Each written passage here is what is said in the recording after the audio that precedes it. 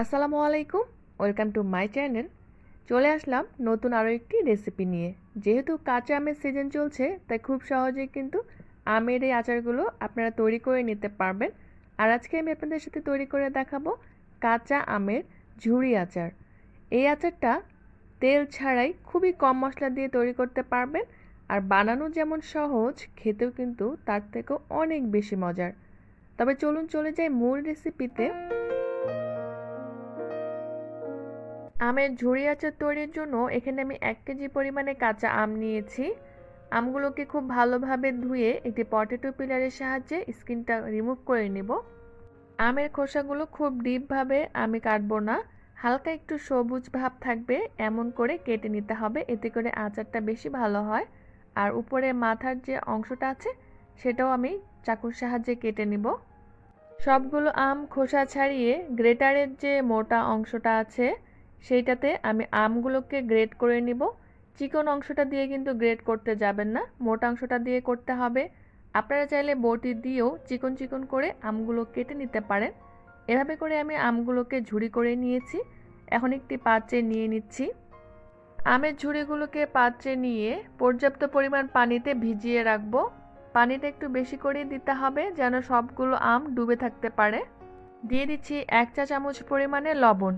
লবণটা খুব ভালো করে মিক্স করে আমগুলোকে আমি প্রায় 2 থেকে 3 ঘন্টার জন্য পানিতে এভাবে ভিজিয়ে রাখবো। এতে করে আমের যে একটা কষ আছে সেটা বের হয়ে যাবে।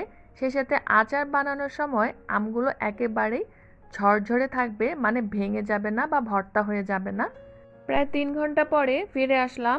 আর আমগুলোকে এভাবে হাতে নিয়ে আলতো করে যতটুকু সম্ভব পানিগুলোকে চিপে ফেলে দেব। এরপর একটি ছড়ানো পাত্রে কিচেন টিস্যু অথবা যে কোনো সুতির কাপড়ের উপরে আমগুলোকে এভাবে ছড়িয়ে ফ্যানের বাতাসে প্রায় 30 মিনিটের জন্য রেখে দেবেন, অথবা যদি রোদের ব্যবস্থা থাকে সেখানেও রাখতে পারেন। এতে করে আমের অতিরিক্ত পানি সোক হয়ে যাবে। আমগুলো খুব ভালোভাবে পানি ঝরানো হয়ে গেলে আমি মেজারমেন্ট কাপ দিয়ে মেপে নিচ্ছি। আর আমি যতটুকু আম নিয়েছিলাম এতে করে আমার প্রায় 2 কাপের মতো আম হয়েছে। আর আমি এখানে 2 কাপ পরিমাণে চিনি দেব। তার কারণ হলো চিনি আর আমের পরিমাণ একেবারে সমান সমান থাকবে। তাই 2 কাপ আমের ঝুরির জন্য এখানে আমি 2 কাপ পরিমাণে চিনি নিয়েছি। প্রথমে চিনিটা আমি আমের সাথে খুব ভালো করে মিক্স করব, এরপরে চুলায় বসিয়ে দেব। যেহেতু এই আচারে কোনো রকমের তেল ইউজ করব না, তাই চিনির পরিমাণটা কিন্তু আমের সমানই দিতে হবে। আর চিনিটা এখানে প্রিজারভেটিভ হিসেবে আচারটাকে দীর্ঘদিন সংরক্ষণ করতে সাহায্য করবে। চুলার জালটি প্রথমে হাই ফ্লেমে রেখে কিছুক্ষণ নাড়াচাড়া করলেই দেখবেন যে চিনিটা গলে পানি বের হবে। আর এখানে এক্সট্রা কোনো পানি কিন্তু অ্যাড করতে হবে না। দিয়ে দিচ্ছি 1/2 চা চামচ পরিমাণে মরিচের গুঁড়া, 1/4 চা চামচ পরিমাণে হলুদের গুঁড়া। সুন্দর একটি কালার এতে অ্যাড হবে, সেই সাথে আচারটা হালকা একটু ঝাল হবে। প্রথম 3-4 মিনিট চুলার জালটিকে হাই ফ্লেমে রেখে এরপরে মিডিয়ামে করে আমি আচারটাকে এখন রান্না করব। আর মাঝে মাঝে আলতো করে আচারটাকে নেড়ে দিতে হবে, খুব বেশি জোরে কিন্তু নাড়তে যাবেন না, এতে করে আচারটা ভর্তা হয়ে যাবে। দিয়ে দিচ্ছি 2 টেবিল চামচ পরিমাণে হোয়াইট ভিনেগার বা সাদা সিরকা। এতে করে আচারটা অনেক দিন পর্যন্ত সংরক্ষণ করে রেখে খেতে পারবেন। আমার রেসিপি যদি আপনাদের কাছে ভালো লেগে থাকে তাহলে চ্যানেলটি সাবস্ক্রাইব করে ভিডিওটিতে লাইক, কমেন্ট এবং বেশি বেশি করে শেয়ার করার অনুরোধ রইল। কিছুক্ষণ জাল করার পরে পানিটা যখন অনেকটা শুকিয়ে আসবে, এই পর্যায়ে 1 চা চামচ পরিমাণে মৌরি বা মিষ্টি জিরা আমি হালকা একটু ভেজে তারপরে গুঁড়ো করে তারপরে সেটা দিয়ে দিলাম। আর দিয়ে দিচ্ছি 1 চা চামচ পরিমাণে ভাজা জিরার গুঁড়া। আমি যে মশলাগুলো ইউজ করেছি সেটা 1 কেজি আমের জন্য।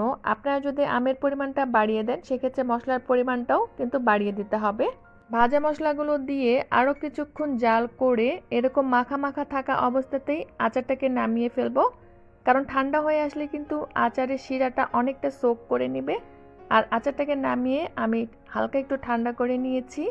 দেখতেই পাচ্ছেন শিরাটা কিন্তু একেবারে সোক হয়ে গিয়েছে। পুরোপুরি ঠান্ডা হয়ে গেলে আচারটা আরও অনেকটা ঝরঝরে হয়ে যাবে।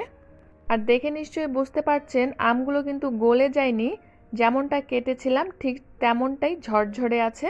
একটি কাচের বয়ম খুব ভালো মতো ধুয়ে পরিষ্কার করে রোদে শুকিয়ে তারপরে আচারটিকে ভরে যদি সংরক্ষণ করেন তাহলে আচারটা দীর্ঘদিন পর্যন্ত ভালো থাকবে। ফ্রিজে রাখলে 1 বছর পর্যন্ত রেখে খেতে পারবেন। আর যদি বাইরে রাখেন মাঝে মাঝে একটু রোদে দিতে হবে। সেক্ষেত্রে 6 মাস পর্যন্ত আচারটা ভালো থাকতে পারে। আর আচার তোলার জন্য অবশ্যই শুকনো চামচ ইউজ করতে হবে। ভিজা চামচ দিয়ে আচার তুললে কিন্তু আচারে খুব সহজেই ফাঙ্গাস পড়ে যায়, আচার বেশি দিন ভালো থাকে না। সবাই ভালো থাকবেন, সুস্থ থাকবেন। আজ এ পর্যন্তই বিদায় নিচ্ছি। আল্লাহ হাফেজ।